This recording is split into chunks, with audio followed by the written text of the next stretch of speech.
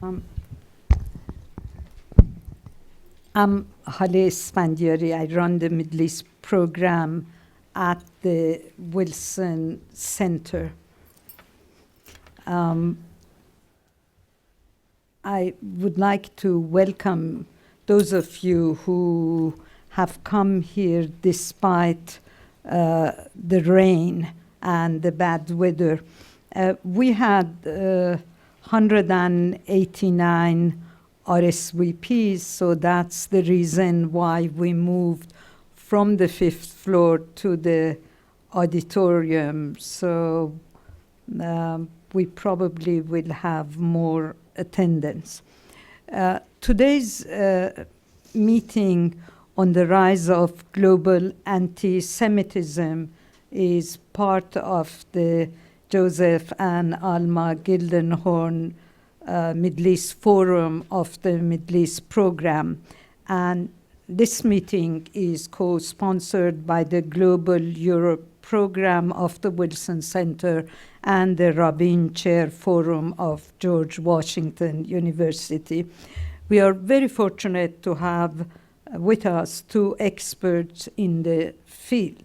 Professor Walter Reich is a senior scholar at the Wilson Center and the Yitzhak Rabin Memorial Professor of International Affairs, Ethics, and Human Behavior at George Washington University. Dr. Reich is the former director of the United States Holocaust Memorial Museum. Our second speaker is Roya Hakakian, currently a fellow at the Wilson Center and the author of Assassins of the Turquoise Palace and The Journey from the Land of No, a Girlhood cut in revolutionary Iran. Roya is considered among the younger generation of Iranian American authors who is very successful, and we are very happy to have her at the center. We have distributed their bios, and I'm not going to take more of your time. Each of the speakers will speak for not more than 15 minutes, and we will open the floor to your questions. We are very happy to have with us Congresswoman Jane Harman, the Director, President, and CEO of the Wilson Center, and also the president of the former chairman of the Board of Trustees of the Wilson Center, Ambassador Joseph Gildenhorn. Ambassador and Mrs. Alma Gildenhorn are currently the co-chairs of the Wilson Center National Cabinet, and they both have supported the Middle East programs for many, many years, and the program and myself are indebted to them and for their support. Walter, you have the floor. 15 minutes, not more. Right. There was once a woman known as the Iron Lady. Great Britain, we have one here as well. She's a very sweet Iron Lady. Thank you very much. I want to also thank all of you for having come in this very difficult weather. Well, it's dreary and the topic is not so happy itself, but you came. I also want to reiterate my gratitude to Ambassador Gildenhorn, Alma, Jane Harman, and my good friend Marvin Kaub, who, despite a cough, came in this horrible weather. Anti-Semitism, well, let me just, I've been a teacher for a while, and teachers always carry around books and recommend them. So allow me, for those of you who want to learn or read up more on anti-Semitism as a subject, I'm not bringing anything of mine. Although I noticed there's something out there. I'm bringing probably the best recent book, and maybe the best book in a very, very long time, on the history of anti-Semitism. It's A Lethal Obsession by Robert Wistrich. Those of you who want to really learn about the subject over the last 2.5 millennia. This is it. And there is a good book that came out last year on the subject of this panel called Resurgent Anti-Semitism, Global Perspectives. It's edited by Alvin Rosenfeld. It's also an excellent book. It has wonderful chapters on this very subject. So if you want to further learn about this matter, I highly recommend this book. Anti-Semitism is called, and has often been called, the world's oldest hatred. As I said, it's been around for a very long time, over 2 millennia, and it's once again rearing its ugly head. 70 years ago, after Nazi Germany systematically murdered 6 million of Europe's Jews before it lost World War II, anti-Semitism seemed as if it was a spent force. Having raged over a span that long, sometimes expressed merely through prejudice and degradation at all levels of society, but often marked by spasms of massacre, such as during the Crusades and in the pogroms. The enormity of the Holocaust left anti-Semitism in social disrepute. At one time in Western Europe, or even the United States, one could express animus toward the Jews in polite company. For a few decades after the gas chambers, after it was clear where anti-Semitism could lead, anti-Semitic sentiments were much diminished, or at least their expression. This may have been because of feelings of sympathy provoked by the Holocaust, or because of awakened decency, or in some cases because of a wish to not be seen as trespassing social norms. It was expressed, when it was expressed privately, perhaps with those who shared similar views, but not publicly. In recent years, virulent anti-Semitism has returned. It turns out that after the Holocaust, anti-Semitism did not disappear. Rather, it went on vacation, a kind of vacation. It was silent. It's not so silent anymore. The classic tropes of anti-Semitism are believed and heard widely in the world. The tropes that Jews are more loyal to each other and since 1948 to Israel than to the countries in which they live. They're engaged in international conspiracies, have too much business power, control financial markets, global affairs, the media, national governments responsible for the world's wars, are hated because of their own behavior. They talk about the Holocaust too much, which is in any case a fabrication or an exaggeration used by the Jews to manipulate the world's feelings, immunize themselves from criticism, and gain sympathy for themselves and for Israel. In Europe, it calls for Jews to the gas. Hitler should have finished the job. And Jews wait for the real Holocaust as opposed to the fabricated one. Have filled the newspapers and appear at rallies, demonstrations.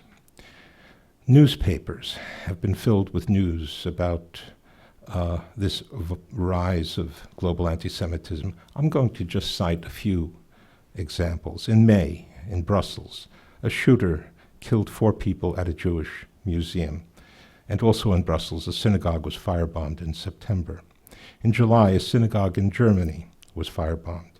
That synagogue was in the town of Wuppertal, where in 1938, during Kristallnacht, the city's synagogue was burned. As one German Jew noted after the recent firebombing, quote, "For Jews in Germany, especially for us, this has very, very deep meaning. Synagogues are burning again in Germany in the night." In July, a pharmacy near Paris was burned to the ground. And in a downtown Paris square, Marchers carried banners proclaiming Hitler was right. In July, a Swedish Jew was beaten with iron pipes. Last spring, a right-wing Italian group called for the boycott of Jewish stores. In case one thinks that these recent examples are only transient and perhaps understandable expressions of rage by European Muslims about the fighting in Gaza, one can find numerous examples of attacks on Jews and Jewish symbols and institutions throughout Europe by European non-Muslims, ranging from gravestone and synagogue desecrations to violence.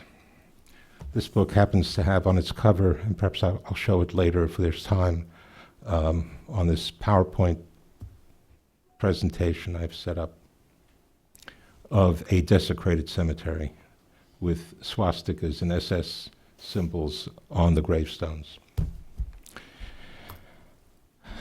As the director of the European Network Against Racism has said, blaming only the Islamic fringe for anti-Semitism remains among all Belgians. He was talking about Belgium, but he said, as well as other Europeans, and risk giving a free pass to right-wing extremist groups.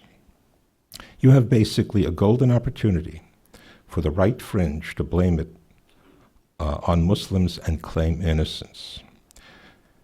The European Union, this is the EU Agency for Fundamental Rights, is one of several organizations that have followed trends in anti-Semitic incidents throughout Europe in recent years. In a survey in 2013, it cited the rising rates of anti-Semitism in the EU, in Belgium, France, Germany, Hungary, Italy, Latvia, Sweden, and the UK.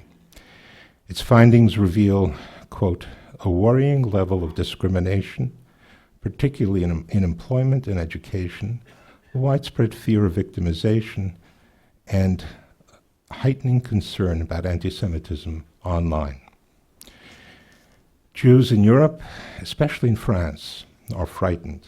That same survey found that nearly a third of Europe's Jews were thinking about emigrating, and that number was 46% in France. Imagine, 46% of Jews in France are thinking of emigrating, and 48% in Hungary.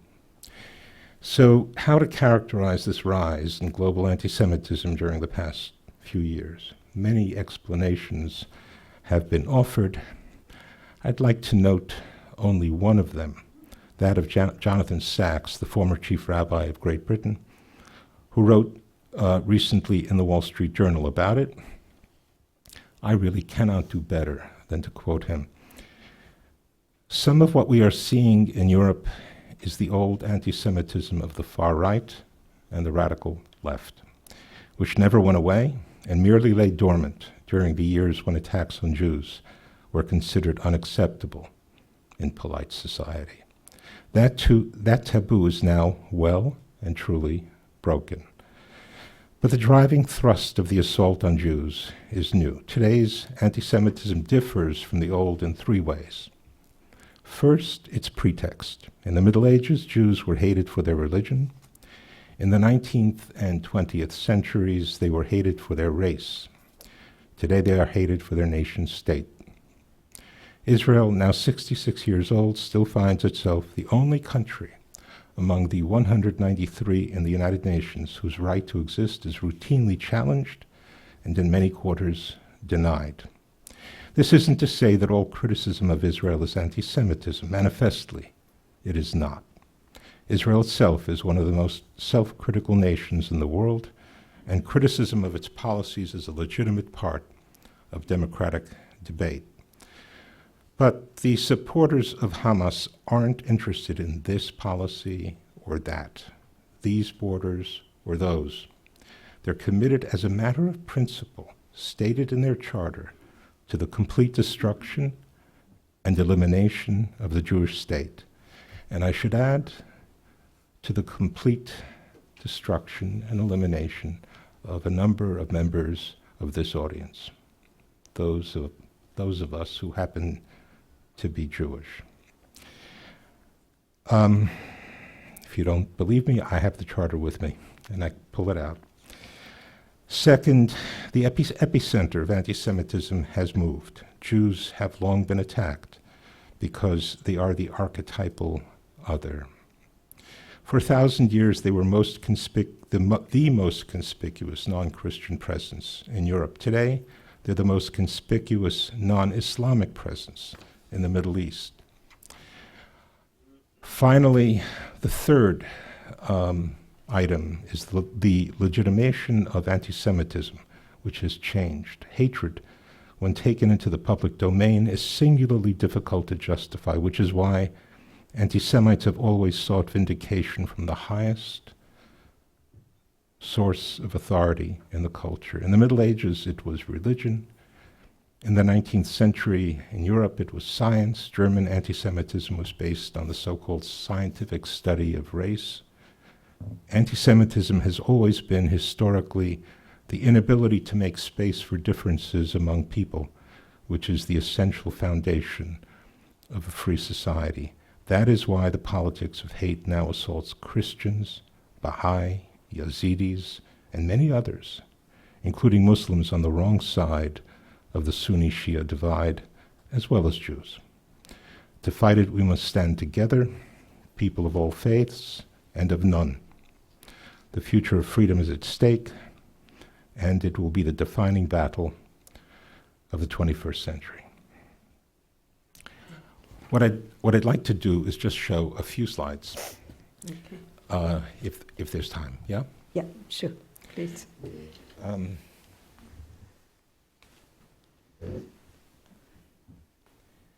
This is from, does this work? Yes, no, yes. So we have an opportunity to look at a global picture of anti-Semitism. That is, how much anti-Semitism is there in the world? And an opportunity that has been presented by the Anti-Defamation League, which did 50,000 interviews. It arranged with a polling firm to interview 50,000 people around the world in 101 countries. And it asked certain questions, and I'll show you what those questions are, on the basis of the answers of which it determined whether the person harbored anti-Semitism or not. So about 86% of the world's population is represented here, 88% of the world's adult population, 97% of the world's GDP in these countries, 9 of the 10 most populous countries of the world. And maybe hard to read, but they divided the countries into regions. You can see my point. You can see my pointer. So almost all of the Americas, North, Central, South, were included. Almost all of Western Europe, almost all of Eastern Europe, and that includes Russia in that category. Almost all of the Middle East and North Africa, MENA. Some of sub-Saharan Africa. Remember, North Africa is in the MENA group. Almost all of Asia, with the exception of Pakistan, Uzbekistan, I think Kyrgyzstan, and Australia, New Zealand. So if you look at a map, the yellow are the countries that were polled. The gray are the countries that were not polled. And here are the questions. Index scores were created by asking whether the following negative stereotypes are probably true or probably false. Respondents who said at least 6 out of the 11 statements are probably true are considered to harbor anti-Semitic attitudes. So we can just go through these 11 very quickly. I mentioned most of them, and many of them come from, these are the old tropes of anti-Semitism. They were in the Protocols of the Elders of Zion, most of them. They're in the Hamas Charter, by the way, as well. Jews are more loyal to Israel than to the particular country in which the interviewee lived. Jews have too much power in the business world. Jews have too much power in international financial markets. They don't care about what happens to anyone but their own kind. They have too much control over global affairs. People hate Jews because of the way they behave. They think they're better than other people. They have too much control over the US government, too much control over global media. They talk too much about what happened to them in the Holocaust, and they're responsible for most of the world's wars. So overall, 26% answered 6 or more questions with the answer probably true. And if you look at the regions, 74% of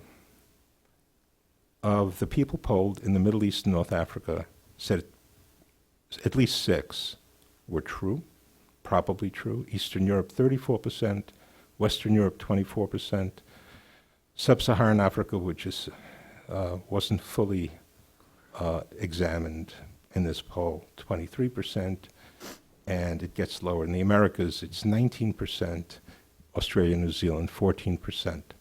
The highest score of the non-Muslim Arab countries, that is, the Middle East and North Africa, was Greece at 69%. The lowest score in the Arab Muslim world was Iran. And Roya, I think, may have some comments about this. 56%.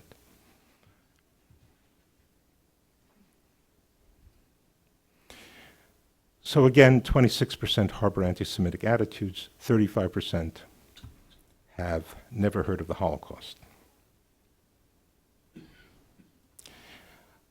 The most widely accepted anti-Semitic stereotype worldwide is that Jews are more loyal to Israel than to the country in which they live. The second most widely accepted stereotype was that Jews have too much power in the business world.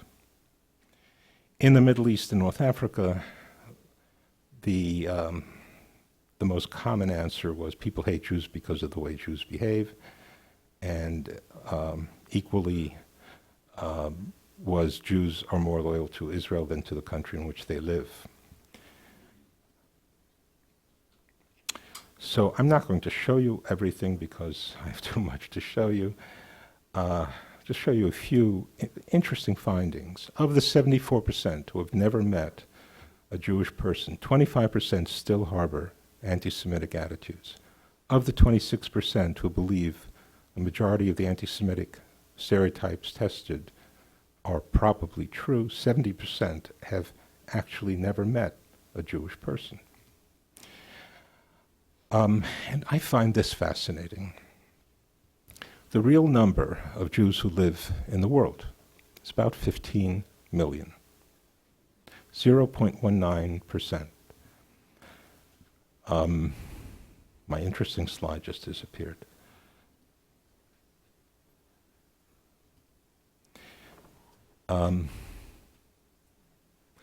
But almost half believe that there are 70 million, 1% of the Jews, 1% of the world is made up of Jews. 18% believe that 700 million people, about 10%, are Jews, and 9% believe that 1.4 billion people are Jews.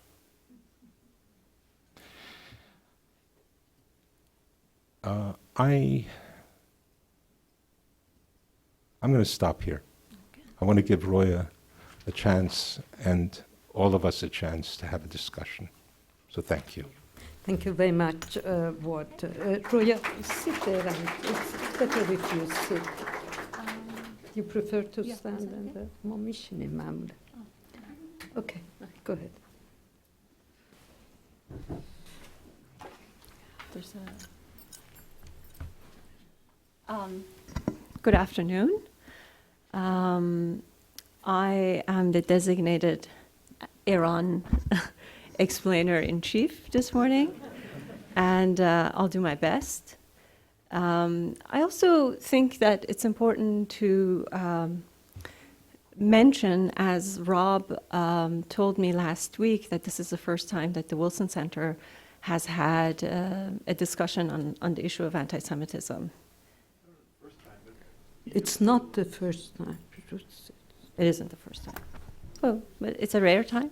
In any event, I think Israel in general has found its place as a topic in politics, and the subject of Jews has its place in the discussion of history, but anti-Semitism is sort of homeless because it's just bad news. And I think if it's going to be addressed or eradicated, it needs to be owned first and foremost as a subject and as a topic. So I think it's important, whether it's the first time or not, that we're having this discussion here this morning. I want to take you back to a moment in Iran, in Iranian Jewish history, because I think it's an emblematic moment and is uncommonly illuminating. The moment happened on May 9th, 1979, nearly 3 months after the victory of the Iranian Revolution in the previous February that year. That morning, the Jewish community of Iran woke up to the news of the execution of its leading figure, the industrialist Habib El-Ghanian. His crime was friendship with the enemies of God, Israel and the Zionists, and sowing corruption on earth. That was your crime too, Haleh? Sorry? Were you sowing corruption on earth when you got arrested? Why don't you continue? We really have very little time. What made El-Ghanian's execution particularly shocking was that he had felt profoundly loyal to and grounded in Iran. His confidence was not his alone. It was the source of the community's confidence also. He had been key in modernizing Iran's industry through, above all, the introduction of plastic to Iran's manufacturing. Because of all this and many more contributions, he assumed that the nation's gratitude had him immune against any malice. On the morning of his execution, ripples of fear shook the foundation of the community as a whole. And the question everyone was asking was, who was going to be next? Or did El-Ghanian's faith, like his confidence, belong to all? Within hours, the Jews of Tehran decided to take the most drastic measure of all, to pay a visit to Ayatollah Khomeini at his residence in Qom, the equivalent of the Vatican for Shiite Iran, in the hopes of receiving his personal guarantee about the community's safety. An ad hoc assembly consisting of 2 rabbis and 4 young Jewish intellectuals sympathetic to the revolutionary cause were selected for the job. As university students, they too had taken to the streets and demonstrated against the old Pahlavi regime. They intended to tell the Ayatollah that they were not political Zionists. It was a distinction they had fashioned for themselves, and what they really meant by it was that they saw no other homeland for themselves than Iran. The rabbis, on the other hand, merely wished to plead with him, with the Ayatollah, to be good to the community and tell him of one of the lesser-known pillars of Judaism, that true Jews are ones who share in the wishes of the society in which they live. And now that Iranian society wished to establish an Islamic republic, so did every good Jew. The next day before sunrise, the group piled into a station wagon and headed for Qom. They vowed, no matter what transpired, not to leave the Ayatollah's home until they had heard the words of assurance, a statement with which to hearten the community of their security under the new regime. They arrived late in the afternoon. They found the Ayatollah's residence surprisingly empty of the usual throng of disciples. Soon they learned that the quiet was in the honor of their visit. Waiting was unnecessary. Immediately after they were guided into the press room and had yet to seat themselves on the rug, the Ayatollah arrived. Surprise caused a minor disarray. One of the rabbis rose to his feet, following suit. The second rabbi also stood. The Ayatollah then refused to sit until the rabbis had sat down, and so there was some mayhem. And then when they were all together in a circle on the floor, one of the rabbis addressed the Ayatollah. He congratulated him on the political victory against the Shah and expressed the community's joy in the new order. As every true Persian speech always concludes with a poem, so did the rabbi end his with a verse. In it, the prophets were likened to the sun and the moon, and the wise clergy to the brightest of the stars. Then the Ayatollah spoke. This is a direct quote. All three prophets were sent by God to guide mankind.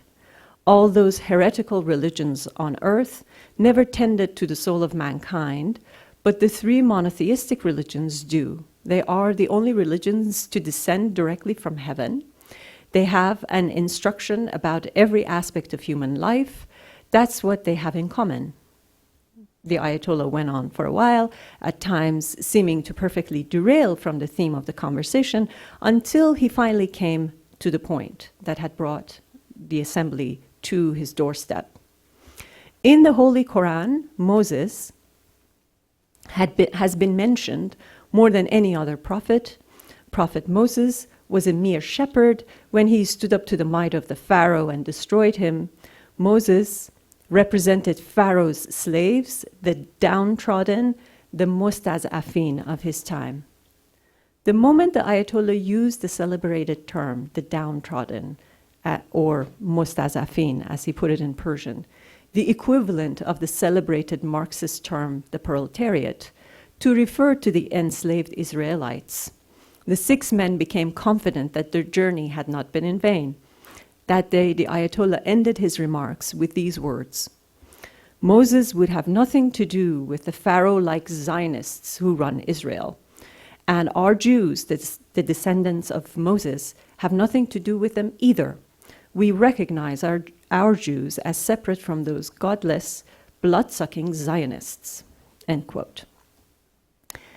These were the magic words. We recognize our Jews as separate from those godless, blood-sucking Zionists. Imam Khomeini was painted on the walls of every synagogue, Hebrew school, and kosher butchery throughout Iran by nightfall. This quote has yet to be recognized as one of the most life-sparing in modern history, but in truth it is.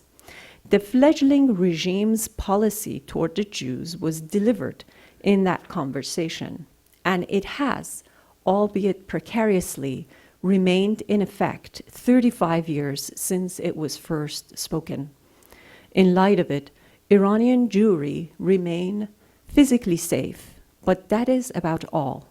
The sea change of laws that swept through the country since 1979 have made it impossible for the community, or any religious community for that matter, to thrive. There were some 100,000 plus Jews living in Iran in the 1970s. They were, for the most part, visible as Jews, proud as Iranians, and they lived throughout the country. Today, despite the bloated governmental statistics of 25,000, no more than 10,000 continue to live in Iran.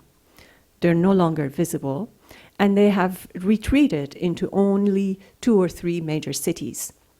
By Western standards, Iranian Jews are an endangered species on the verge of extinction, but you will not see any bumper stickers or lapel buttons about them.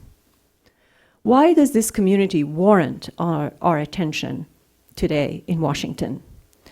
It is not the first time in mankind's history that a population has vanished from its original land, much less so in the history of the Middle Eastern Jewry. But as the Moses versus Pharaoh tradition of Passover mandates us, as thinkers, historians, and policymakers, we must also ask, why is this community different from every other? For starters, because despite the most vociferous, vehement, and steadfast support that Iran has given to lethal anti-Israeli groups such as Hezbollah, and despite all the denials of the Holocaust that the officials have spewed, Iran remains the second largest home to the Jews in the Middle East, second only to Israel. If Turkey were to be considered as part of the Middle East, then the two nations are tied for the second place.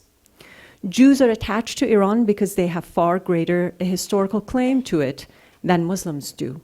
Iran was home to Jews before Islam had come into being.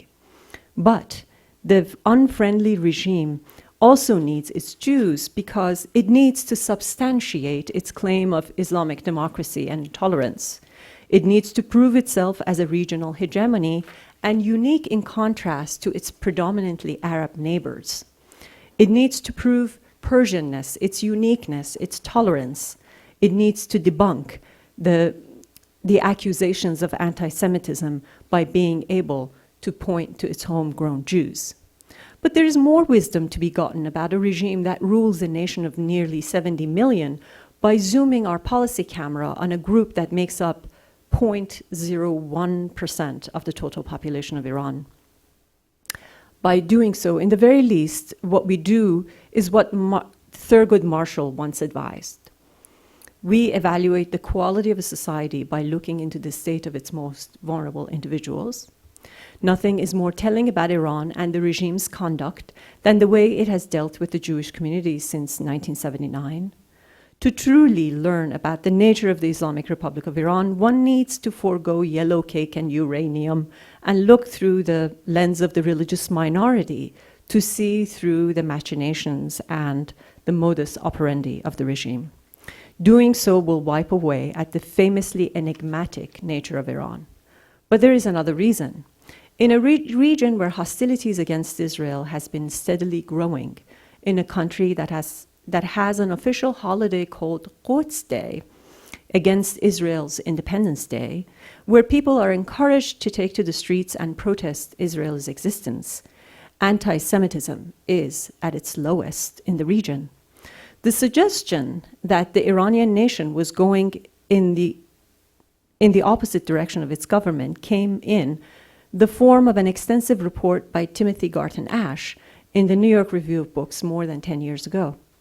In his travels to Iran, Ash had observed an unusually sexualized society, despite the official attempts at modesty and self-control, had even been invited to an orgy, and, among others, made an unusual observation.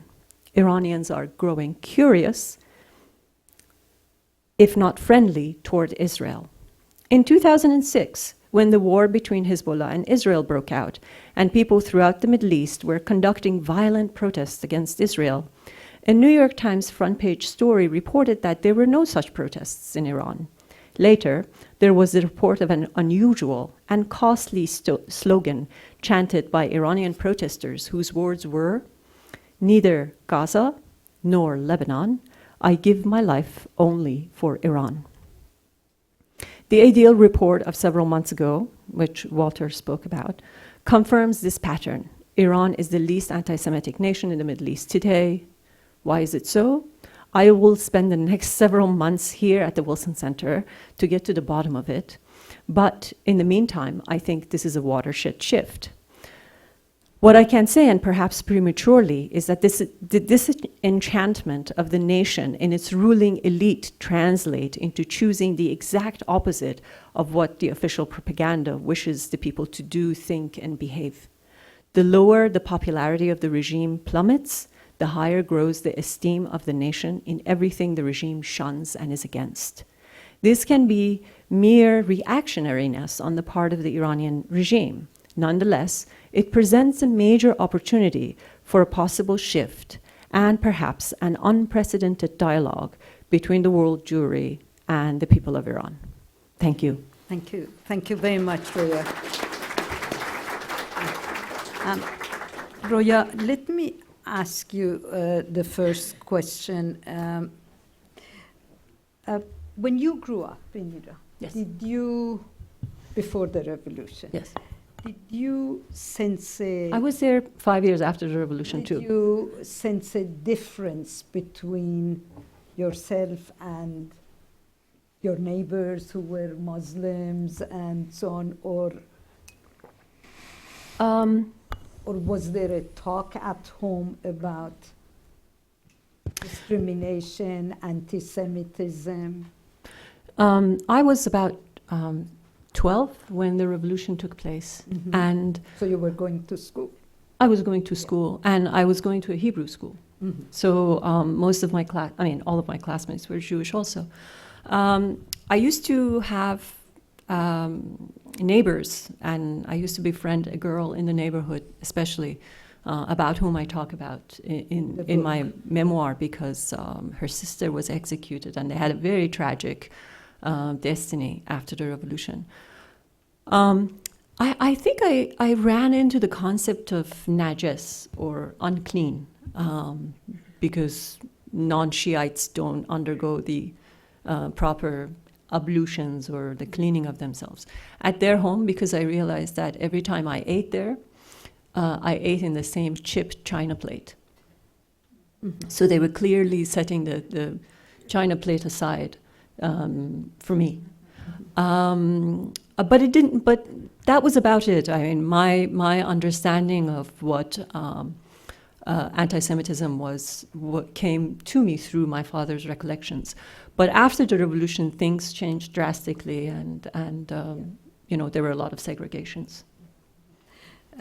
Walter, when was the turning point in Europe? I mean, after the war, if there was anti-Semitism, I mean, it was dormant, it was suppressed, and one didn't see it. When was the turning point? What triggered it in Europe to no longer become shameful to be anti-Semitic?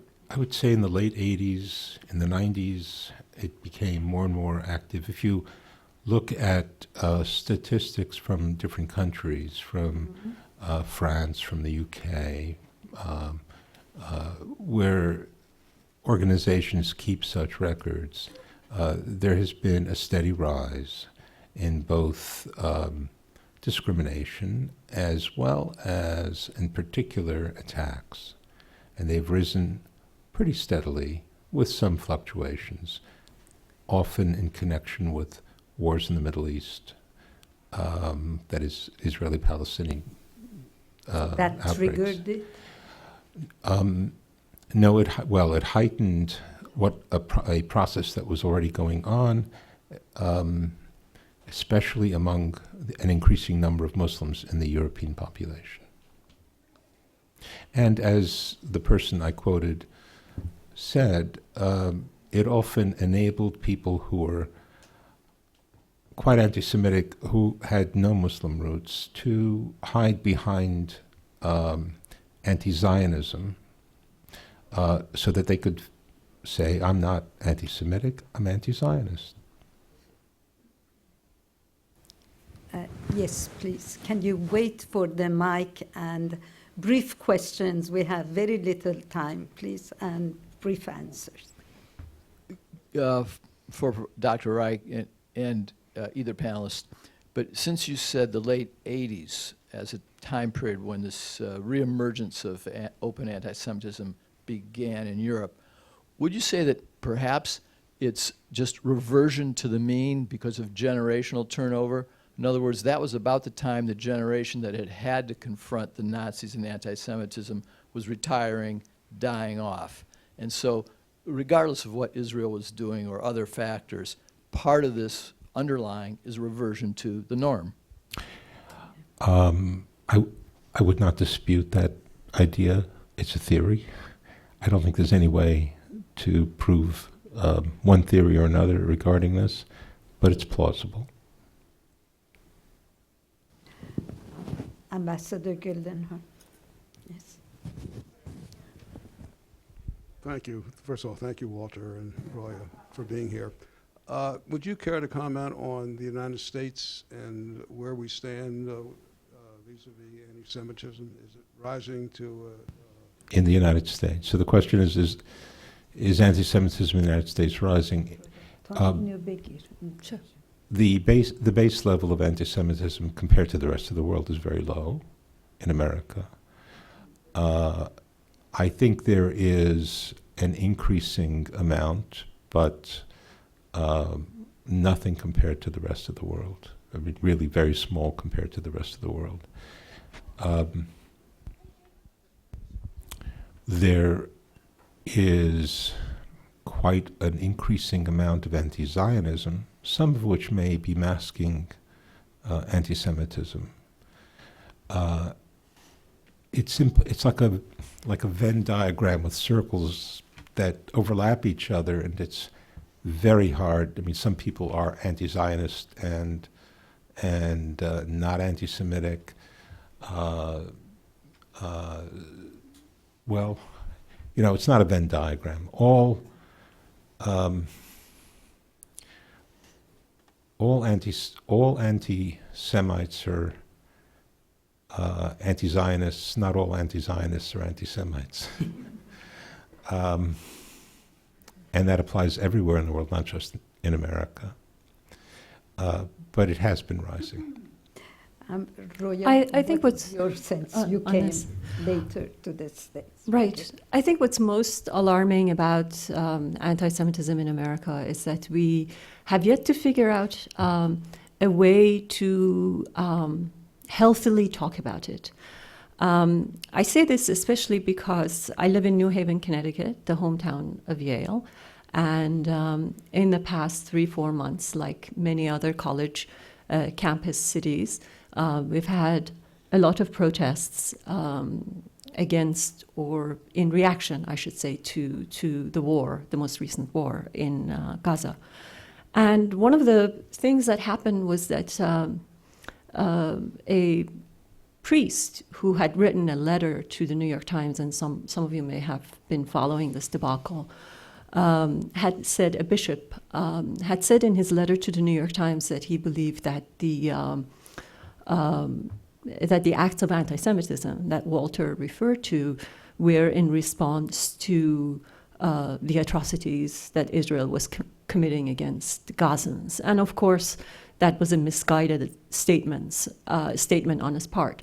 But what happened, which I think is awful, is that he got fired, not by Yale, but by his own Christian order. And he's no longer in the community. And I felt that, and being on Facebook, I saw that one of the comments was that, how is it possible that every time somebody says something against Israel, a jackhammer falls on him? So I think there is clearly a problem, is that, yes, the rates of anti-Semitism are low, but clearly we need to have an open or establish a way to talk about Israel and create a separation between how American Jewry see themselves and how the way they can remain critical and also keep the issue of anti-Semitism under wraps. And I don't think we have been able to strike that balance. I think there's a lot of fear and there is a lot of discomfort that keeps us from having a healthy conversation on this topic. In the back, yes. No, yes. What is the difference between being anti-Semitic and being and questioning the right of Israel to exist? After all, we don't hear people being anti-French without being anti-France. What is the real difference there? I'm not sure I got the last comparison of being anti-French and We don't anti-France. hear people being against France. I'm not talking about regime, but against France, while also being pro-French. You know, I know the word Francophile. I don't know. I've never heard the word Francophobe, but let's just take that as a question.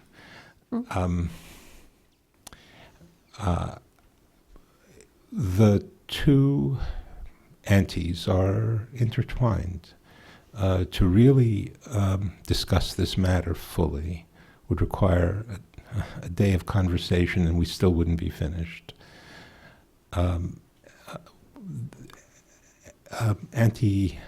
As I said, anti-Zionism lives within anti-Semitism. It also lives outside it. People have political views. Reasons people are against Israel or anti-Zionist vary. Anti-Zionism is now a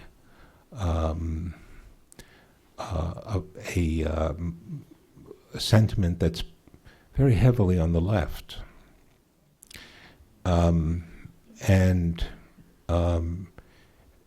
The battlefield in the Israeli-Palestinian conflict is not just on the military battlefield, but also on the cultural battlefield. There's an organization called the Palestinian Association for the Cultural Boycott of Israel, which has been very, very successful in mobilizing academic groups to pursue a BDS, or boycott, divestment, sanctions movement against Israel, comparing Israel to South Africa, saying that it is an apartheid state. And people, I think, tend to create pictures in their heads of some kind of formulation of what something is like, whether it's the Obama administration, or what, I don't know, England is like, or Britain is like, or what Israel is like. And what has happened has been that there's been a struggle over victimhood. For decades, Jews were seen as victims, and they had been victims in the Holocaust. And the effort has been made to turn the picture around in such a way that not only are the Palestinians the victims, but they were made into victims by Jews who behaved like Nazis. And so Gaza equals the Holocaust. Gaza equals Auschwitz. And I can show you many images of on my PowerPoint here of Gaza being equated to Auschwitz. I don't think we can possibly rehearse the whole issue of the Israeli-Palestinian conflict here, but that's the best I can do at the moment in response to your question. Roya? I had to sort through this question for myself a few weeks ago because I have said it over and over again that even though I lived through the Iran-Iraq war for several years in Iran, the war in Gaza was the first one that I personally felt in a way that I had never felt, even the war that I lived through all the way here in the United States. It was an astonishing experience, and I'm not sure why I felt it so much, but perhaps social media has something to do with it.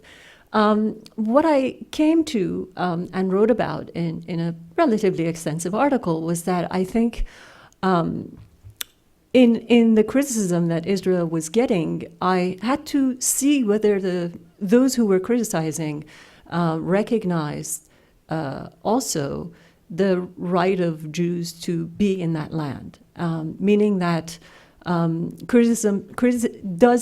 the criticisms that were being directed at Israel, or the support that was being given to the cause of the Palestinians, came at the cost of disqualifying Jews for being in Israel or not. That was a personal criterion that I invented for myself. And for my part, since I talked about the Iranian community, I think that it has hardly, not until recently, was part of the conversation within the intellectual society of Iran that that Jews had a right to be in Israel just as much as the Palestinians did. And it's only recently that I think the tide has turned and people are considering the two-state solution and so on and so forth. So this is how I thought about it. Yes, please. Thank you. Talk of the longest hatred and the lethal obsession. Can you say a few words about Jewish anti-Semitism, so-called self-hating Jews or self-loving Jews, depending on your definition? I never use that phrase, except ironically. I don't know what it means exactly, self-hating Jews. There are quite a few Jews, including in academia, who have been very active on campuses, especially in attacking Israel. They've been called by others to be self-hating Jews. I guess the idea is that they're uncomfortable with their Jewishness. They want to prove that they're really academics and members of the group and walking in step with everybody else, and are willing to turn their backs on their own people. I think that may be what people who use that phrase have in mind, among other things. I think Jews certainly have a right to form opinions about Israel.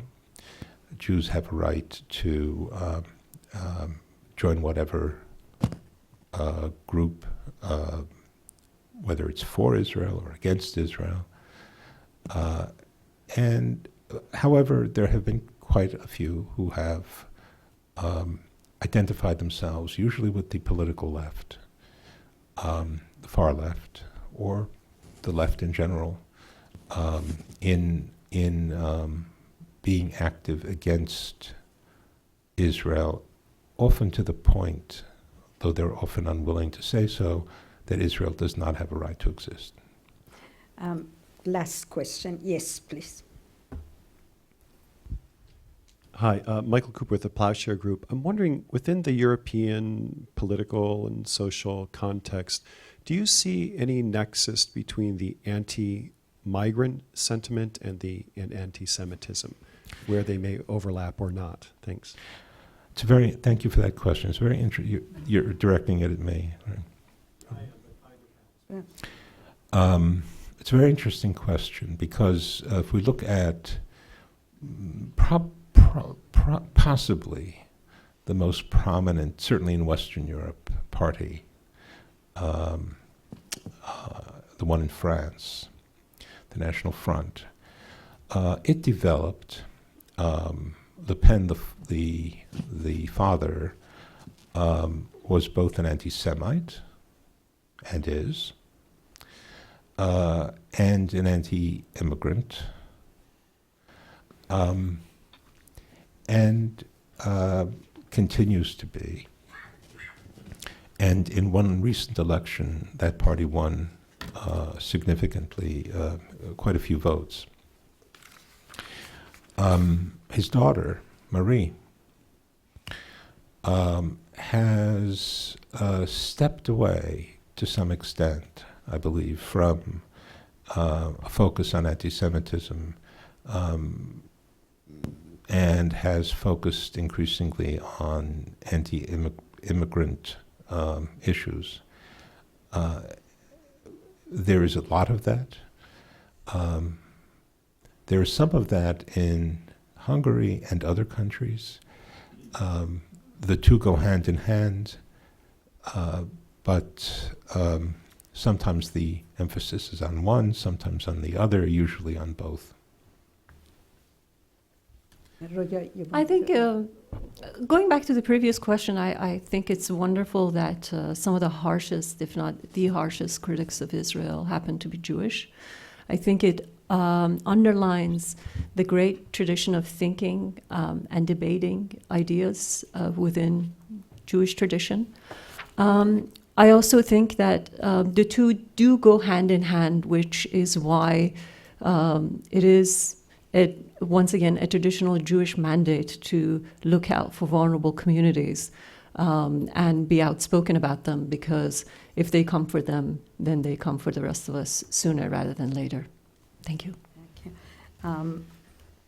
Thank you very much. But let me add that maybe what my colleague Rob meant was that this is the first time that the Middle East program had a meeting on the rise of global anti-Semitism, because the Global Europe program over the years has covered this issue. And that's why we decided to give a Middle East angle to it. And since Roya is with us and working on the history of the Jewish community in Iran, so we invited her to take part in this panel. So please join me in thanking our two panelists.